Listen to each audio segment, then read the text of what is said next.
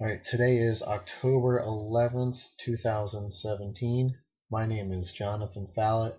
I'm a student in the Associate of Arts program with College for America at Southern New Hampshire University, and I'm conducting this interview as part of my academic work.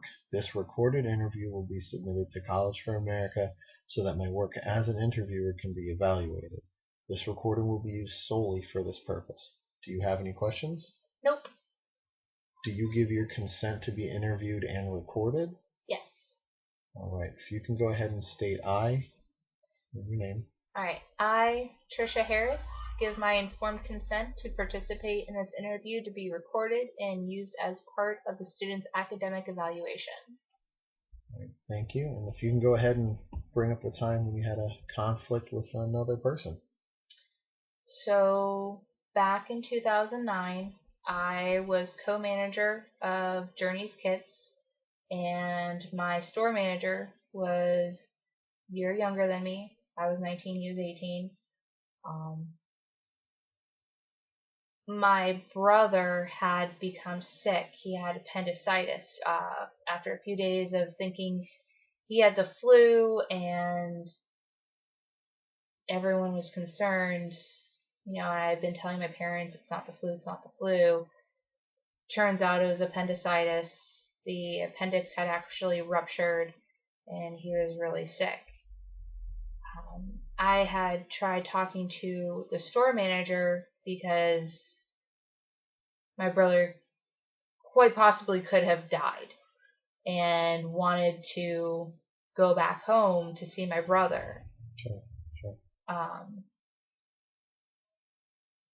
he pretty much scoffed and laughed it off, and oh, it's just appendicitis. It's not like he's gonna die or anything like that. And well, yeah, he could have. He was actually in the hospital for a couple of weeks, and lost a lot of weight because of it.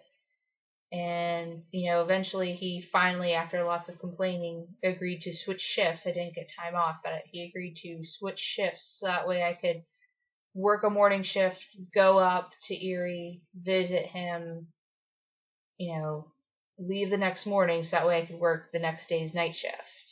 When he said that it's just appendicitis, he's going to be fine. What did you say to that? What happened after he said that to you? Like what? I was angry, Yeah. uh, but he was my superior, Hmm. and I was very frustrated. Right. Um, I tried to express the importance of it and how important it was to me. It may not have been something of importance to him, but it was something of importance to me, and it was an Obviously. urgent importance. What did when you tried to explain that to him? What did he seem to do with that information? Did it look like he rethought what he said and maybe immediately was like, okay, well, maybe we can figure this out? Or was it just, he'll be fine and he walked away? Yeah, he pretty much was just brushing it off as, something like a toothache almost. Okay. He kind of thought I was making a big deal over nothing when in fact it was pretty serious. And actually, a few weeks later, um, I had other friends in the mall, and when they were on their breaks, they'd come up and come say hi. And my manager was joking with one of my buddies, and he actually said to my friend, and I'll try to paraphrase this for appropriateness, but basically said, "Yeah, her brother almost died, and I didn't even care," and was laughing. And Wow. I pretty much just closed my fists as like I was pretty much white knuckled and Right. had to keep everything in me to not punch him. Kind of surprised. Did you end up doing anything with that? Like going to an upper regional manager or somebody who could um, reprimand that manager for what he did? What he said? I really wish that I would have. I had a lot of issues with this manager. I had just also this all happened within a week of me graduating from school, and I had let him know that I was, graduated. I was going to start looking for jobs. Um, Basically because it wasn't just a retail store; it was a retail store for kids. It was a kids shoe store. Um, and you kind of have to have a certain knack for working with kids. Sure, absolutely. So it's not as easy to find someone to, fill my position. So I wanted to give him the heads up that, maybe you should start, looking for someone, start screening. It's going to take a while. At least in my head, I'm thinking it's going to take a while. Right. And he didn't seem to take that seriously. No, because when it was Super Bowl Sunday, because I graduated in January.